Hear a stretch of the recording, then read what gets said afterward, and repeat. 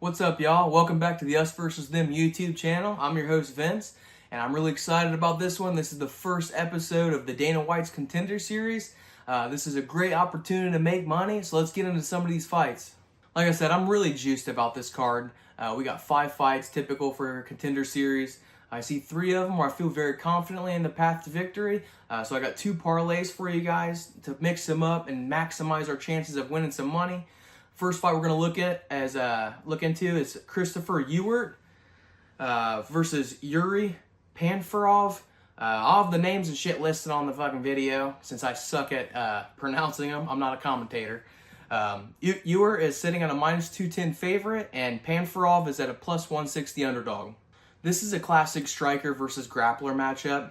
Ewart will have, he's a striker, and he'll have, he's the faster fighter. He's got more power, definitely got the power advantage, and he's more technical on his feet. Panfarov seems really hesitant to even be on his feet and likes to look for takedowns pretty early on in the fight. But when he does come in and tries to strike, he typically leaves his chin up, which, with fighting a guy like Ewart, that could probably be, that's going to be a bad thing for him. Ewart has really solid takedown defense. He's definitely going to need to lean on that takedown defense to keep this a striking fight where he needs it to be so he can look for a victory. To be honest with you, I'm not super impressed with either fighter. I think both of them have holes in their game, but I'm leaning towards Ewart getting the victory on this one just because he's faced a tougher competition. The only real opposition that Panfarov has ever faced against Torres Finney, which that was on one of his 3 fights in the Contender series. We know Torres Finney's he's hard to deal with a short and stocky frame, but he's not super high level, I wouldn't say. And we watched Panfarov kind of get rammed through in that fight. The first and the only time he's really faced any opposition, he got rammed through. For my prediction, I'm going with Ewart. I'm not going with any method of victories for these fights because they don't give us method of victory props on the sports book. So I'm not going to really put my neck out there and make a prediction that might not be right.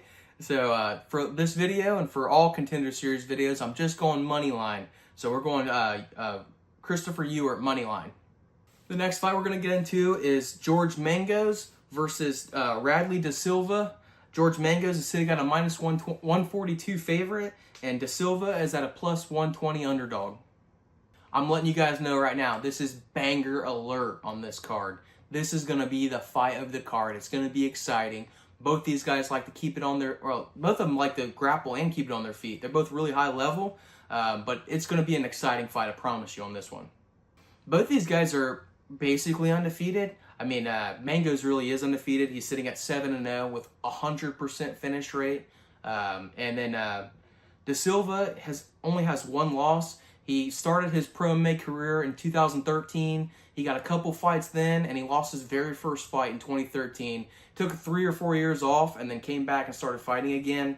It's really kind of hard to hold that loss against him, so he's basically undefeated as well. Like I said, Mangos is really, really dangerous, 100% finishing rate. His ground game is where he really shines, but in his last couple fights, he's shown that he can knock people out. He got a knockout with a high kick, and he's also got a knockout with his hands too. Da Silva has a grappling-heavy approach, but he definitely comes in throwing some wild shit when he's fighting. He likes to throw some spinning heel kicks. Heel kicks. He got a knockout in one of them. He likes to throw flying knees as well. But as the fight starts to go on, if it does go into later rounds, if he's throwing shit like that, it's going to start wearing on him later in the fights. And they could really, count against him, especially against a fighter like Mangos, who really does a good job of fighting economically. One thing that's worrisome for Da Silva is we saw him get taken down a couple times on the regional scene. He fought a dude, bear with me real fast. He fought a dude, Drake Randall, on the regional scene. And Randall took him down a couple times. And that's a little bit worrisome, especially when he's getting ready to fight a guy like Mangos, who's really, really effective with his takedowns. He mixes in takedowns really well. And not only does he do that, but he sets him up. Coming from a wrestler like me, I really appreciate when a guy will come in and set up good takedowns. Not only does he time them really well, but he also uses his hands to mix them in. So it's really hard to defend. Da Silva has good jiu-jitsu and good, especially when he's on top, particularly when he's on top. But the big question is he going to be able to get to the fight to the ground? Mangos has really good takedown defense, and all the film study I've seen, he hasn't been taken down yet. For my prediction, I'm going with George Mangos. I'm going to be honest with you guys. I'm really high on this dude. I think he's really, really good. I think he's already ready for the UFC, and he's a guy that I can see start to get in, climb up the ranks and start to get ranked. He's tough, man. I'm telling you, this guy's tough. And this being basically a pick'em fight, this is just a steal for us. The third fight that we're going to get into is Murtaza Talal versus Bangsangur Susikayev. Fuck, Talal is sitting at a plus 290 underdog, and Bangsangur, we're going to stick with his first name because fuck me, right? He's sitting at a minus 410 underdog, or no, he's a minus 410 favorite. Talal was born in Dagestan, and you can definitely tell by the way he fights. He's got definitely a grappling heavy approach. He's looking to grapple. He's looking to get the fight against the cage and get takedowns and look for ground and pound on top. Not the most exciting approach, but that's what he's really efficient at. Bangsangur really mixes in his strikes well. He strikes from all different angles, and he's able to throw punches, knees, elbows, kicks from everywhere, which makes it really hard to defend if you're going to fight at range and try to just, let him be at the distance that he wants. It's going to be a long night for you. The only thing is Talal going to let that happen? And that's what I really start to question. The only fight that Talal lost was against Rodolfo Bellato. That was on the Contender Series in 2023. There's some goofy shit going on with this dude, I'm telling you. I don't understand what it is. He's a tough fighter, don't get me wrong. But he loses to Bellato in 2023 on the Contender Series. He fought one time since then, and he fought a guy who's 0-5. Go to Tapology and click on that fight. It's the weirdest shit. It counts as a professional fight, but it's been flagged by Tapology as being what do they call it? They call it like record padding or something like that. It's the weirdest shit. I've never really seen this on Tapology. So the guy comes into the fight 0-4. Now he's currently sitting at 0-5. And Tapology says the fighter that he beat basically had 0 paths to victory. So it was an unmatched fight. And they called it. They flagged it, and it's the weirdest shit. And I don't know what's going on with it. Talal spent most of his career fighting at 205, but he's shrinking down to 185, and that's partly the reason why I think he did that weird-ass fight with a guy who's never won a fight before. It was his first time he's been at 185, so I think he wanted to make the cut against somebody he knew he was going to beat, no matter how the weight cut went. And I'm assuming the weight cut went okay because he's sticking with the 185-pound weight class. Bangsangur is definitely going to have more success if he keeps the fight on his feet, if he's able to sprawl and brawl. But I broke down a fight that he had against Shane Subnowski, a regional scene fight, and that dude was able to take him down, especially in later rounds 2 and 3. Subnowski wasn't able to control him when he got on the ground, wasn't able to really get much success going, but he was able to take him down. When you look at Bangsangur's fighting style, he's got a karate-based style. His hands are low, his base is wide, he likes to glide in and out and find the strikes, like more of an old-school McGregor. There's other guys that do this style too, but it doesn't lend well to wrestling. And against a guy who's from Dagestan, who has wrestling experience, who's going to probably have a size advantage, I'm definitely starting to lean towards the underdog. For my official prediction, I'm going with Murtaza Talal. I'm probably one of the only dudes on YouTube going with him. We'll get into the parlays in a minute. I got 2 parlays for you guys, like I said. But for my official prediction, we're going with Talal. The second to last fight we're getting into is Ty Miller versus Jimmy Drago, or Drago, whatever. Miller is sitting at a minus 198 favorite, and Drago is at a plus 164 underdog. I'm telling you guys, this one is another banger alert. This is going to be an exciting fight. These dudes like to strike. They want to keep it a striking fight. They don't mix in grappling too much. Really at all. You never see grappling from these guys. Miller's got a really boxing-heavy approach. He likes to stick that jab out there and lead that to 1-2s and 3-2s. It's really, really slick, and he's a really good boxer. But Drago's a really good kickboxer. He likes to mix in leg kicks and kicks to the body, but he also lets his hands go too. Miller has big punching power, which we saw against his fight against Ryan Charleboy, or whatever. That was an LFA fight. He knocked him out early in round 1, hit him with a clean 3-2, and dropped him and put him to sleep. He's got big power in his hands. The one thing that we haven't really seen in this fight, the one question mark, is Miller's durability and his ability to push through when the fight gets tough. He hasn't really faced much adversity yet, but I think that's going to change tomorrow. For my official prediction, I'm going to be honest with you guys, I've been going back and forth on this one. I think the skill advantage is going to lie with Miller, but I think the heart advantage is going to lie with Drago, or Drago, however you say his name.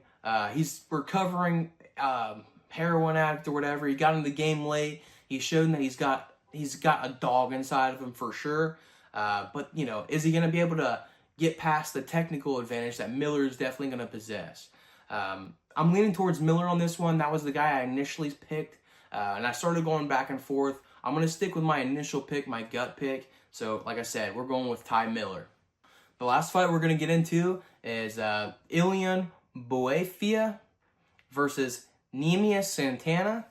Boafia is sitting at a -205 favorite, and Santana is at a +170 underdog. I'm not going to lie to you guys. The tape that I broke down on Boafia, I wasn't super impressed. I know he's an undefeated fighter, but he hasn't really fought anybody that can challenge him, at least when you look at the guy's records that he's fought.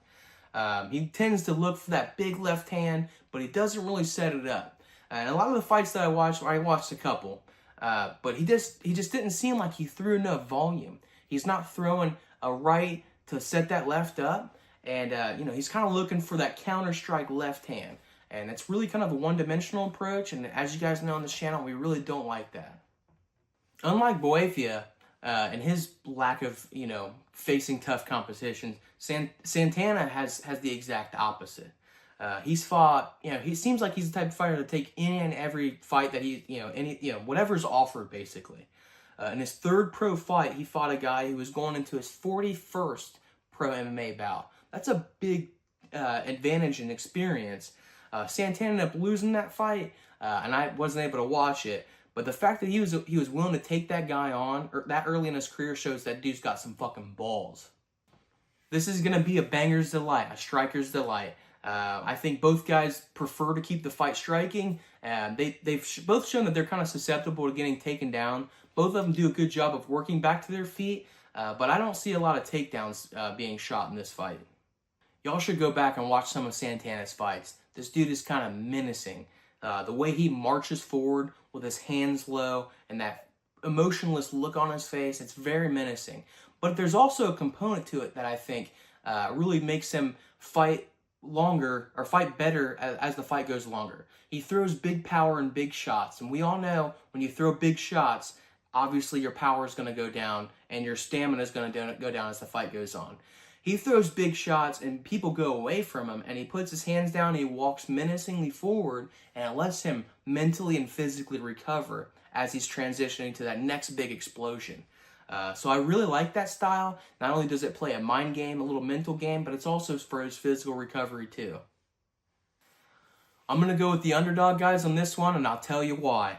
I think that Santana, like I said, has just faced more experience. I decided to do like a little math to add up to see what the records are in the opponents. And Boafia's opponents, they have a current record of 25-29, a losing record. When you look at Santana's opponents, they have a record right now of 67, 37, and 1. So they have more experience as opponents and more wins. They just have better records overall. So he has 2 losses coming in this fight, but I'm really leaning towards Santana, and that's the official pick that we're going with. I got 2 parlays for you guys. The first parlay that we really hope hits is exactly true to all of our picks. $10 in this parlay turns into $424. That's a 42 extra money. And I'm telling you guys right now, Dana White's Contender Series is the place to do this. I'm telling you. Vegas doesn't know these guys. The MMA community doesn't know them as well. But after watching my videos, you guys know them just as much as I do. And we have a leg up on the game. For the first parlay, we're going with Christopher Ewart, leg 1. Leg 2, we're going George Mengos, dog. He's getting it done. Leg 3, we're going Murtaza Tallah at a +300 underdog. I really, really like this pick. And if this one hits, we're gonna bring home some money. The fourth leg, we're going Ty Miller at a minus 198. And for the fifth leg, we're going Nemia Santana at plus 170. Like I said, $10 turns into 424 bucks. Parlay number 2, the first 2 legs are the exact same. We're going Christopher Ewert and George Mengos for the first legs. For the third leg, I'm going to split it, and we're going Bang Senghor, Sesa Kurev. You know, fuck it, who knows. We're going to throw him in here at a minus 380. He is a big favorite, so that's the only thing that's making me a little bit nervous on it. But like I said, when I did the film breakdown, I do lean towards Talat, and that's the one we want to win. But we're just going to hedge this one. It's the one that I feel the least confident in, so we're hedging that one. Fourth leg, we're going Ty Miller, keeping him at minus 198. And for the fifth leg, we're going for the other underdog of the card, Nemia Santana, still sitting at a plus 170. If this one hits, $10 turns into 140 bucks. That's 14x your money, and that's perfect because that's betting credits that we can take into this coming weekend for UFC 319. That's all I got for you guys. This was a fun card to research, and I'm super excited to watch this. I'm telling you, there's going to be some bangers on it, and I feel really good about one of our parlays hitting. Obviously, we want the big dog to hit, but like I said, that's all I got. I'm fucking out.